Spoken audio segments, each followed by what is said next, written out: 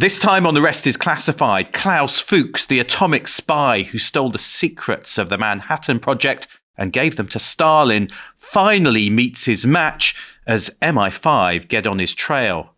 But finally under interrogation, will he break, or will he once again slip through the net and get away with his betrayals?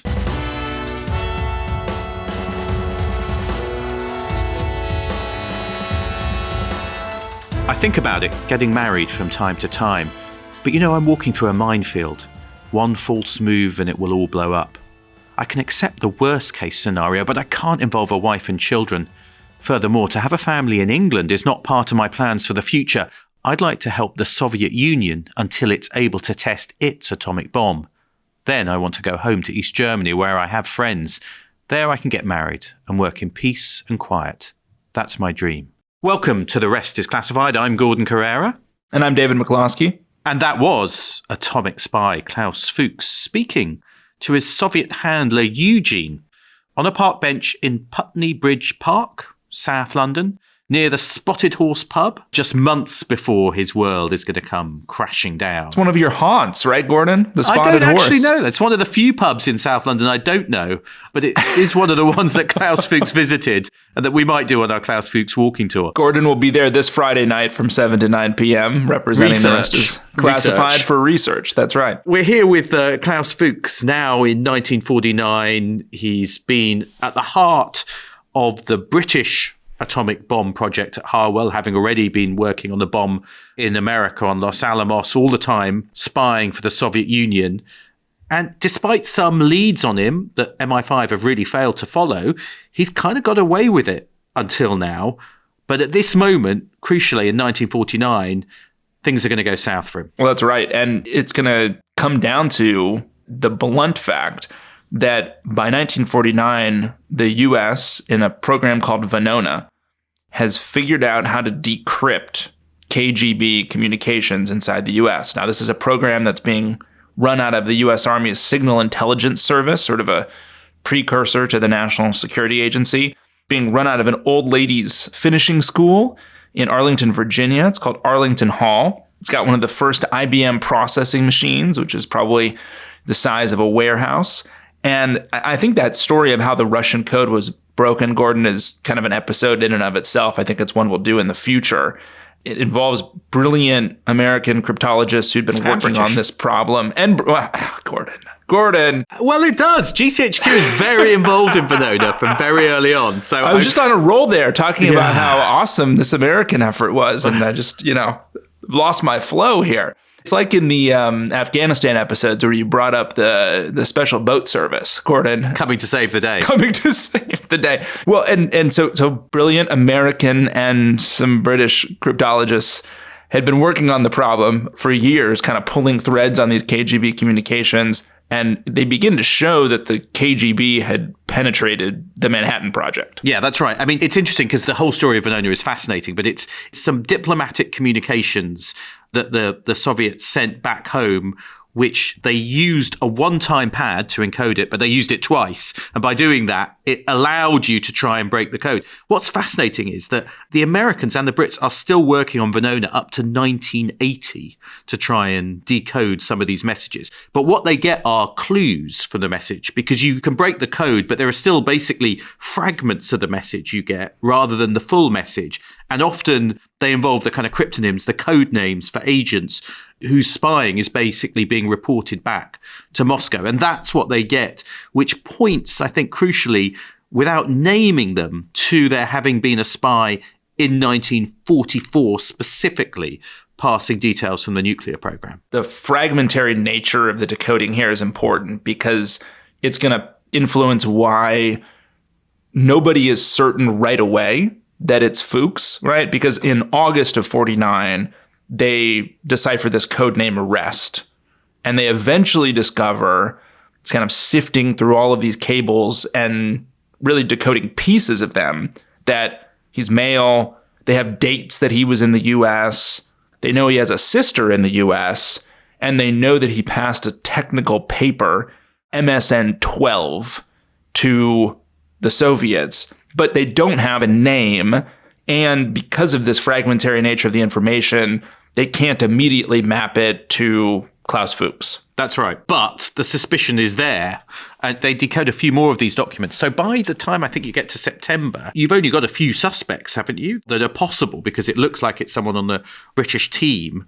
I mean, Fuchs is in the mix, clearly, along with Piles, as one of the possible suspects. The critical bit, which is they decode that he's a Brit, right? So they can kind of narrow it down to the team that was at Los Alamos in 44 and 45. And then that goes to the Brits, and that's passed, I think, in September, isn't it, to MI5 to start investigating this. And, you know, it's interesting, isn't it? Because one of the problems you have with this is Venona is so secret. So very, very few people know about it. In the US, I think J. Edgar Hoover, who's the head of the FBI, knows about it, but a lot of his team don't know about it. And it's the same at MI5, where this breakthrough is kept so secret that very few people are told about the Venona secret. So they've got this fact that they think there is a spy and a couple of possible suspects, but that is not enough actual evidence. But nor could you use Venona in court, even if you had the name, because it's top secret that you're breaking these codes because they want to be able to catch more spies using it. So they've got this lead, but not actually enough to really do that much with it yet. Well, and I think there's also some confusion because I think Rudy Piles, another member of the team, actually had a sister in the States. The dates are a little confused. And the technical paper that this spy, Rest, codename Rest, had passed, Fuchs is the author, but it's not necessarily the case that the author passed it. Someone else could have gotten access to it. So the suspect pool it's not just Fuchs, right? There's a handful of members of this British delegation that it could be. But, of course, they have that adverse information on Fuchs from before. They know that he had these communist sympathies going back to his Berlin days. And they have a report from a source inside the German emigre community in Britain that those had continued up until the point where he actually went to the United States. And so I guess the sort of temperature inside MI5 starts to rise, and they eventually decide to begin surveilling him properly and to kind of put this net around him. And so MI5 reads his mail, they tap his phone at home and at his office. They put something called an SF on the phone. It's essentially like a small washer on the phone that enables them to listen to all of the calls that he has. They review his bank records. And MI5 at this point is not big. They establish round-the-clock physical surveillance. And when you read through the actual reporting from MI5 at the time, you get a sense, I think, of just how straining this is on the organization to keep watch on him at all times. And they're carrying out the surveillance. And we should say, actually, a lot of these MI5 files have actually been declassified. And you can find them in the National Archives on Fuchs, which give a kind of insight into what was going on and that kind of surveillance that was taking place. But the truth is, they're not finding anything. There's zero evidence that they're gathering from this surveillance. I mean, at this time, he's not really meeting his KGB handlers regularly. He'd become, as we saw last time, perhaps a bit conflicted about the Soviet Union and perhaps, a bit more reluctant as well. And so, there's very little evidence that they've got, even as they're trying to close the net. And this is, I think, a great quote from a guy named Henry Arnold, who's the head of security at Harwell, where Fuchs works building the British bomb. And he's someone who'd been, I think, suspicious of Fuchs, but also had befriended him and was part of this kind of social circle. And what Arnold says is, Fuchs he's a very reserved man. He's mentally tough. He is fond of both whiskey and women and can take a large amount of alcohol without being affected. He is a man who is not only brilliant intellectually, but also extremely shrewd from a practical point of view. You get the sense that by this point in his espionage career, Fuchs has become a very worthy adversary for MI5. Now, MI5 gives him a code name. They call him Ramsey in the documents. The investigation is led by an MI5 investigator named James Robertson. They have a team of listeners, which are young, I think all female MI5 employees that basically sit as a transcription team that work from the side room at this old post office outside of Harwell. One of them speaks German, just in case Fuchs speaks in his native tongue. They have a cover story that they're there as sort of post office relief staff working on a statistical study of calls passing through that exchange. So they're listening to every single call that he's making. They are opening his mail using a steam kettle and checking for invisible ink. Of course, none of this is going to work to catch Fuchs because he's not sending anything to his Soviet handlers. And the physical surveillance that MI5 has to conduct is actually very hard because, at least my understanding, Gordon, is that this area at that point was pretty sparse, pretty treeless in parts.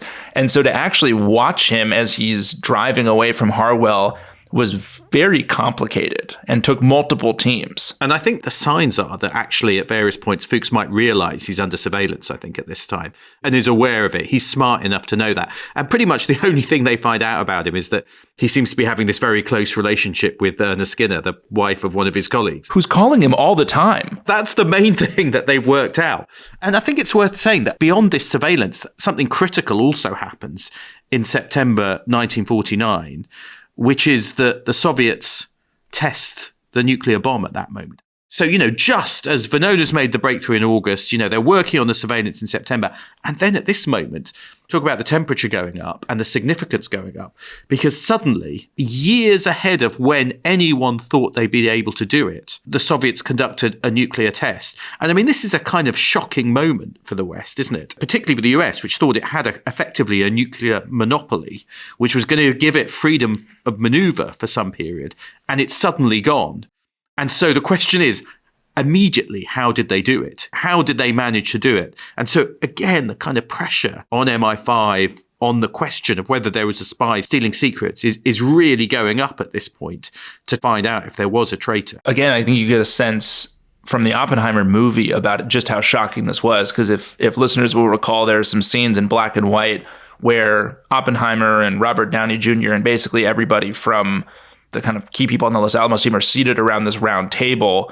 And at one point, Robert Downey Jr. is holding up the results that this massive nuclear explosion had taken place inside the Soviet Union. And there's almost disbelief, I think, at this point. And in fact, there's a delay between the test and Truman announcing it because there was so much, I think, just disbelief that the Soviets had done this. I believe the CIA estimates at the time didn't have the Soviets producing a bomb until maybe 4 or 5 years out, at least the early 50s. So this is totally, totally unexpected. And I think to some degree for Klaus Fuchs, who's knowledgeable of this, it's probably, mission accomplished. He's helped the Soviets get exactly what he wanted them to have, which is an atomic bomb. Now, during one trip to London, Fuchs visits a photography supply shop and he's kind of looking for very small Kodak film. And the MI5 notes suggest that Fuchs is starting to understand that he is being watched.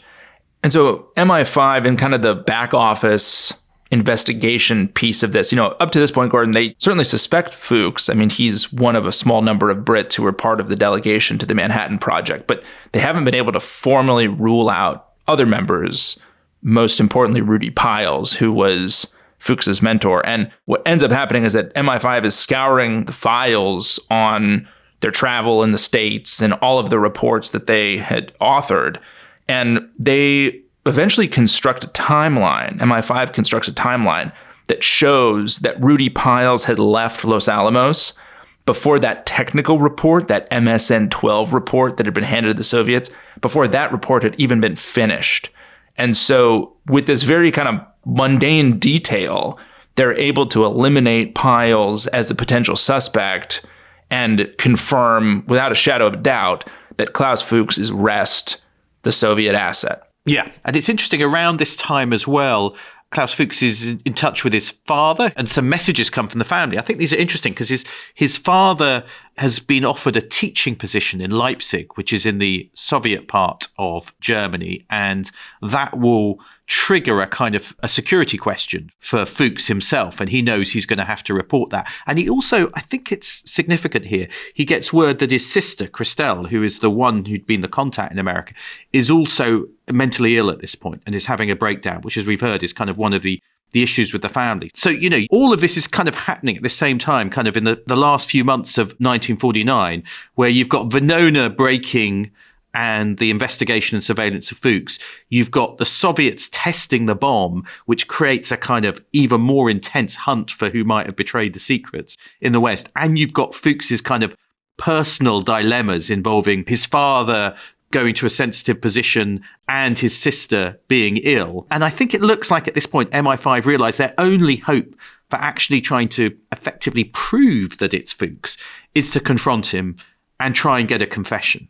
So they've got no evidence that's actually admissible in court. Venona can't be used. So their only option at this point is to see if they can kind of leverage this information to try and get him basically to admit what he'd done. It's kind of a showdown, right? Man to man here. So what MI5 does is they have an interrogator, a very experienced interrogator, although potentially maybe not so well suited for the job, which we'll talk about, named Jim Scardon, who is going to use this, I guess, really the hook that Fuchs's father, Emil, is considering taking a position in East Germany. What MI5 is going to do is they're going to use that as a way to tell Fuchs, look, you're going to have to quit, essentially, working on this top secret atomic project if you have a father who is kind of under communist control and influence in East Germany. And so they kind of use that as, I guess, the initial bait to try to get Fuchs talking. Yeah, and it's worth just a moment on Scardon, because he's a figure who comes up quite a lot in this period as the kind of MI5 chief interrogator.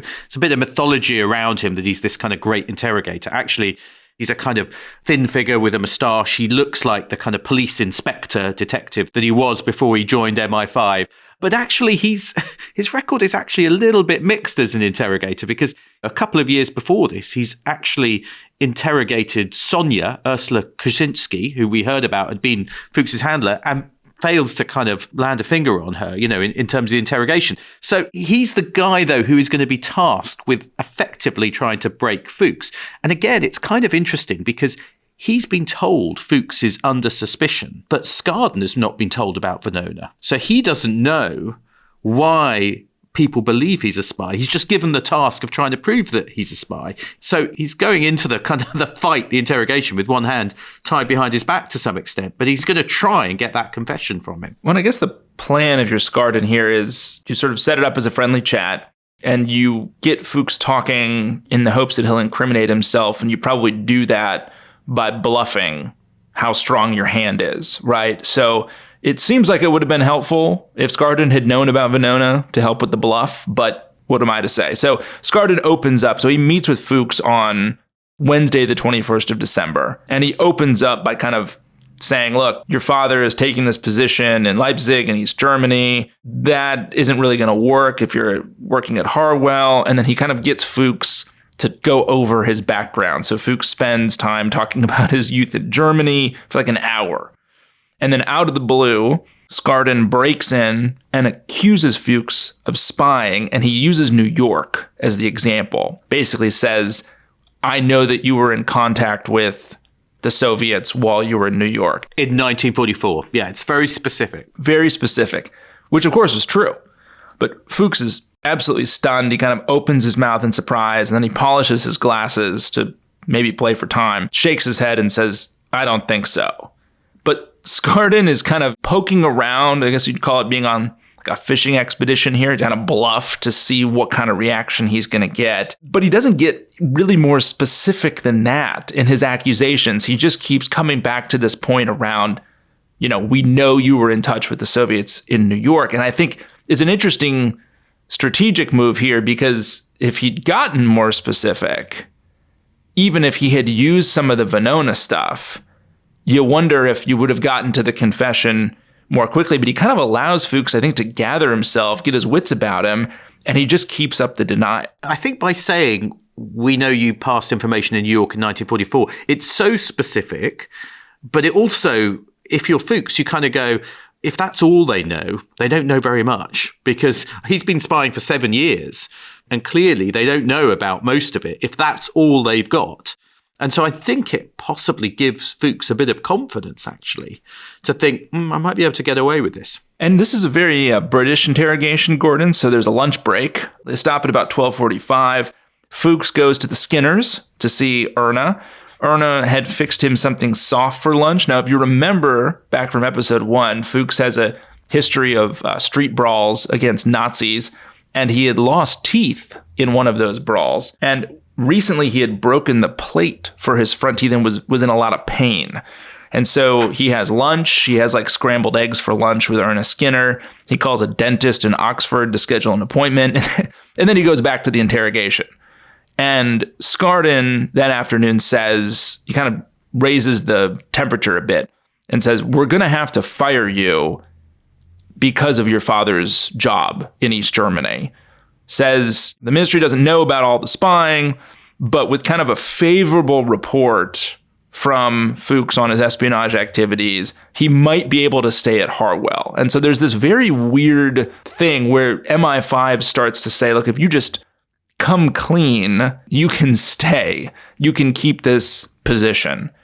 And they end the interview at 3:45. So Fuchs at this point has admitted essentially to nothing other than his life experience and his youthful associations with communists, but certainly none of the espionage. Yeah, and it's interesting. The conclusion is Fuchs's demeanour throughout was wholly consistent with guilt or with innocence, and we are therefore left with an extremely awkward situation on our hands. That's a very British understatement of the fact we didn't get him. And this is going to be the first of a series of interrogations. But actually, that point about if he admits he might be able to stay at Harwell is absolutely pivotal, because that's going to be one of the key messages which Fuchs is kind of given, which is, hey, if you own up, it might be all right. We just need to know about this.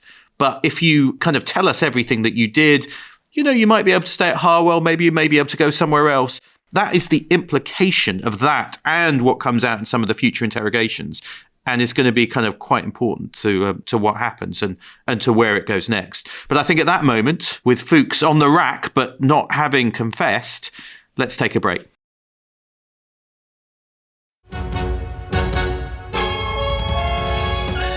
We're back, and so Klaus Fuchs has been interrogated not once, not twice, but many times by Jim Skardin, MI5's man, who's been sent to confront him. But he's not cracked. He's not confessed. But then, and this is so interesting, isn't it, David? Finally, on January 23rd, Klaus Fuchs says he wants to see Skardin, and it's because he's got something to say. Well, that's right. And it's a predictably cold and wet January day, and Skardin drives up and meets with Fuchs at his prefab concrete bunker that he lives in at Harwell. We didn't mention this, Gordon, earlier when we set up Harwell, but it's my understanding that in this period, everyone was basically living in concrete boxes.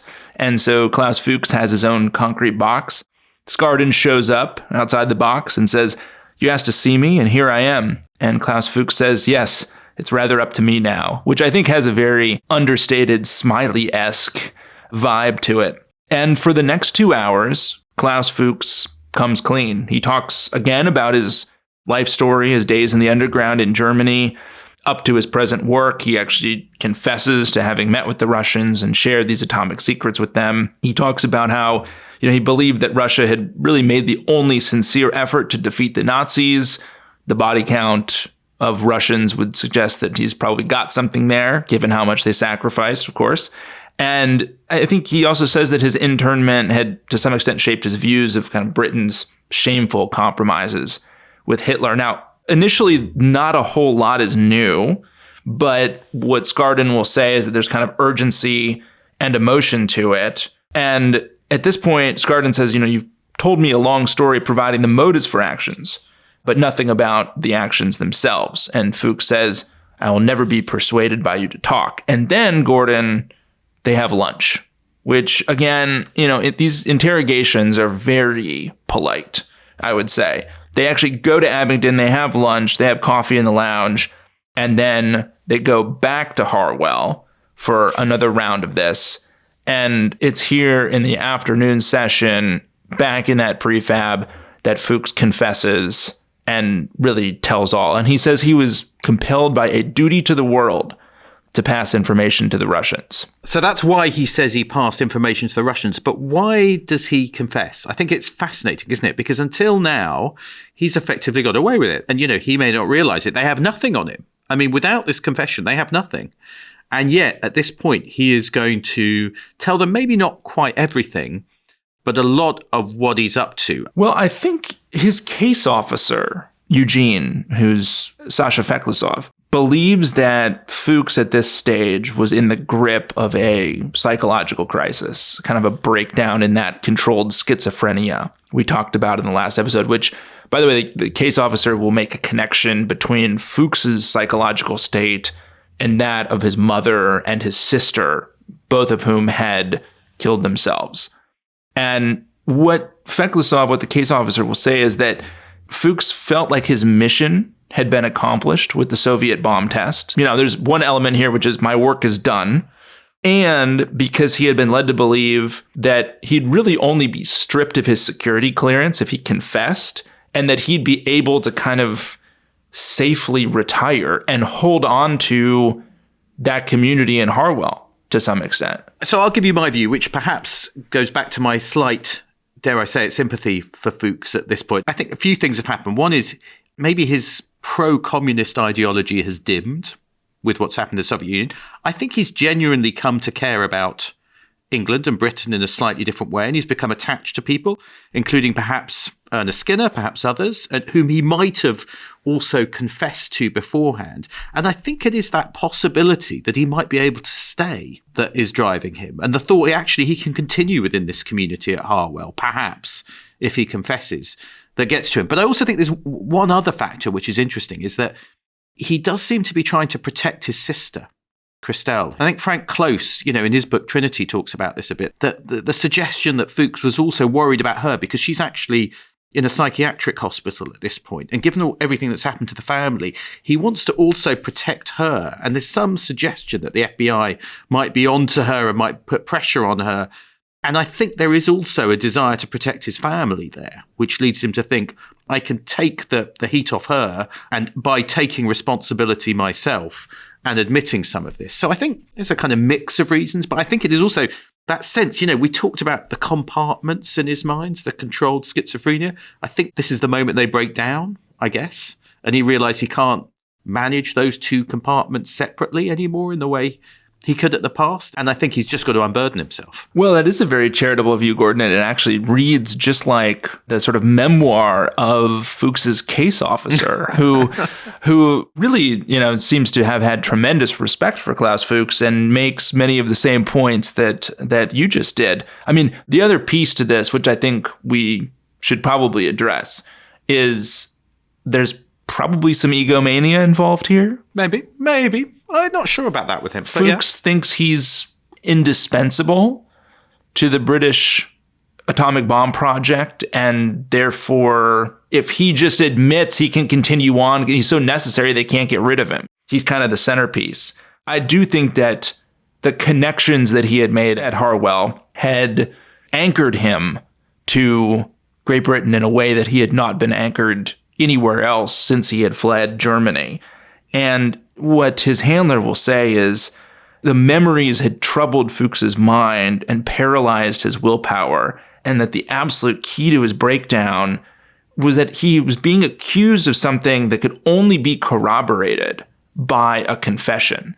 And Fuchs, had he been in a different mental state, I think, might not have broken down and admitted to anything. But with the Soviet bomb done, with his sister in crisis, with him probably believing that he was critical to the project at Harwell, all these things sort of conspire to get him to confess. Yeah, I think that's right. But interesting enough, MI5 have a problem here because he's confessed to Skarden, but this isn't a written confession. He hasn't been cautioned. I mean, this is not actually admissible, this confession. And so they realize that they've actually got to go ahead and get a written confession from him. And they've also got this slight problem that there has been arguably inducement. In other words, he's been offered something to confess, this issue you might be able to stay at Harwell. And so MI5 have got kind of quite an awkward issue about dealing with that.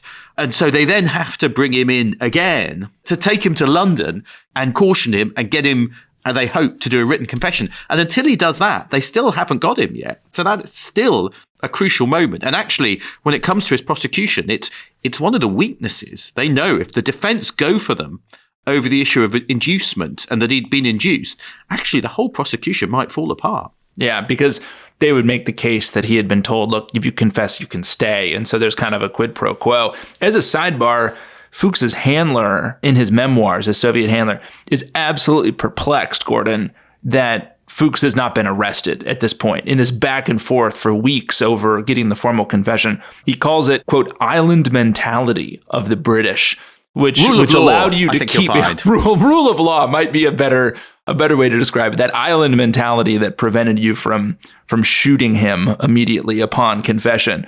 It's also interesting because Fuchs doesn't make a run for it, right? Which I think is a point in favor of this idea that he's anchored to this place and he doesn't want to run. But eventually he does, of course, confess, and he writes it down. And on February 2nd of 1950, Fuchs is summoned to a meeting in London where he is arrested. He's surprised by this. He slumps into a chair. Like he had maybe been thinking that by confessing, he would avoid the arrest. I'm going to suggest that may have been implied to him. I mean, that's clearly what he believed. In my sympathy to Klaus Fuchs, please close your ears if you work for MI5 at this point. I have more sympathy with Fuchs than MI5 at this point, because I feel like you could argue they've tricked him. Haven't they? They've tricked him into confessing. And he thought, well, I'm going to confess. I might stay at home. And then suddenly, they're slapping on the handcuffs and, off you go to prison. And then, the next thing he knows, he's out. I mean, he's been tricked into this, hasn't he? But how else were they going to arrest him?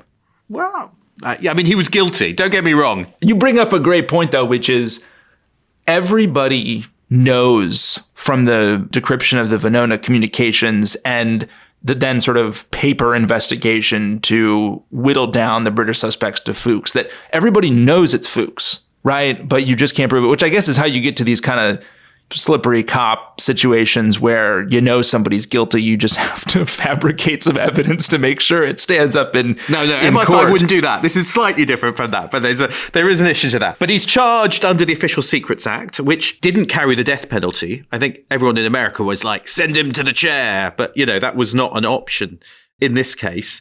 And so the maximum penalty is only 14 years. And then he is put on trial in the Old Bailey in March 1950. And he is visited by Rudy Piles in prison. And I thought this was very interesting, is that Rudy Piles asks him, this is his old mentor, asking, well, why did you do this? I mean, Rudy Piles is this guy who Fuchs has betrayed throughout the 1940s consistently.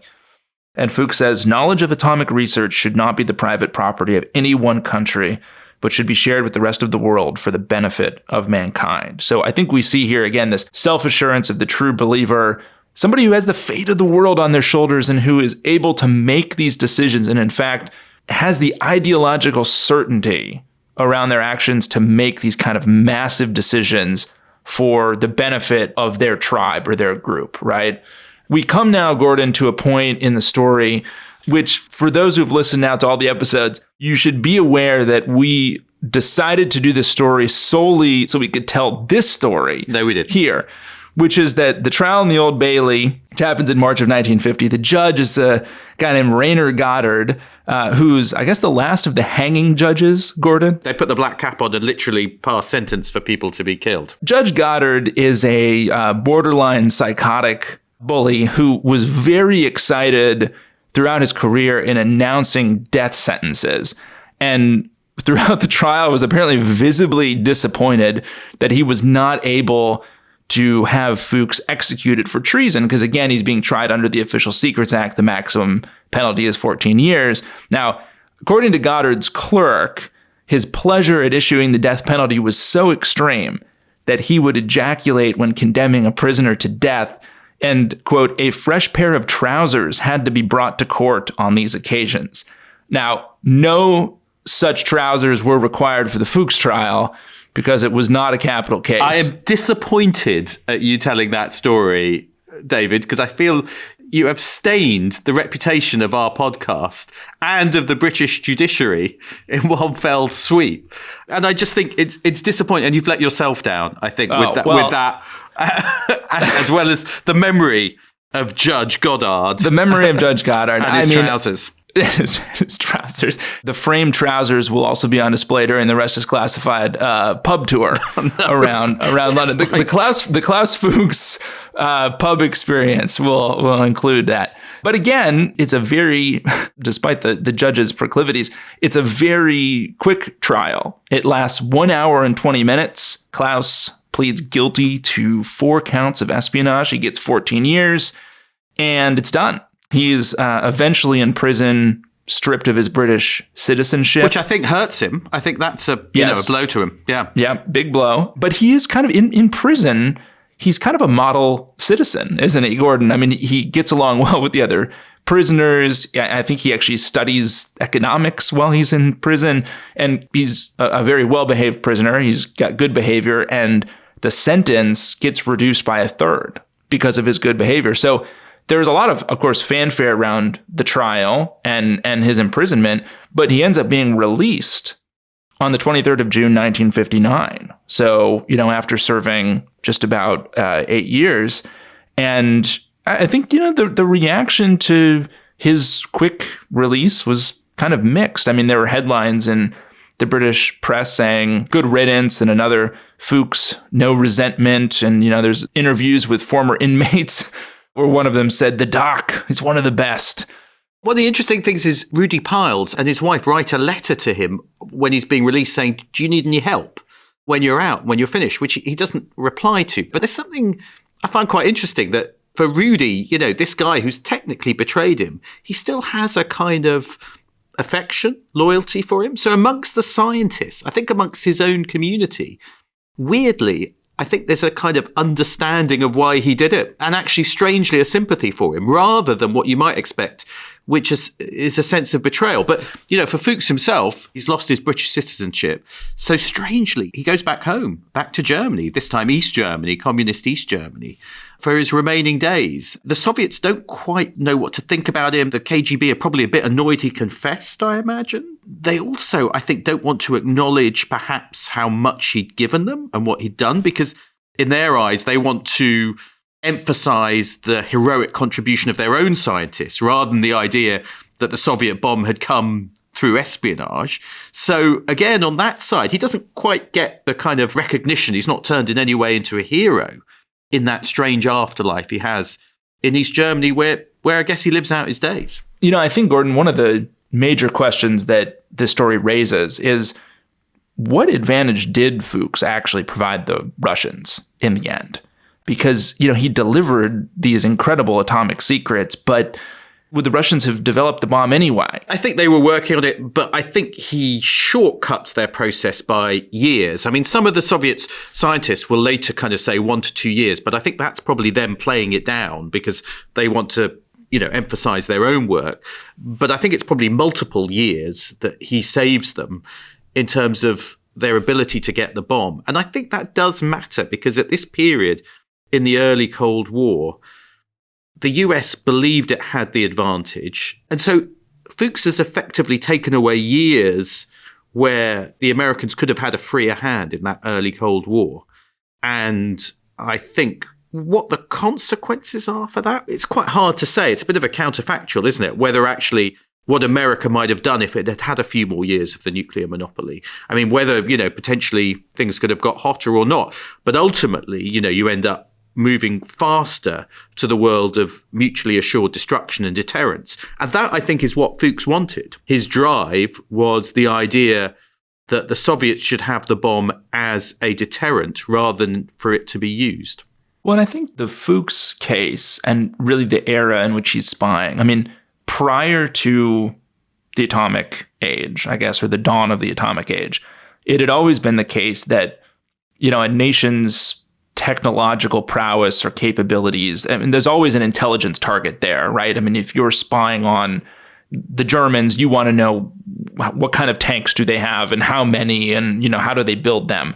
But the bomb actually changes the targets of intelligence to some degree, because you now, in sort of the Manhattan Project as a starting point, you have the direct application of scientific theory to warfare. And so what the KGB and the GRU are spying on is our scientific establishment, right? It's the scientists and the institutions that are directly applying the science to weaponry.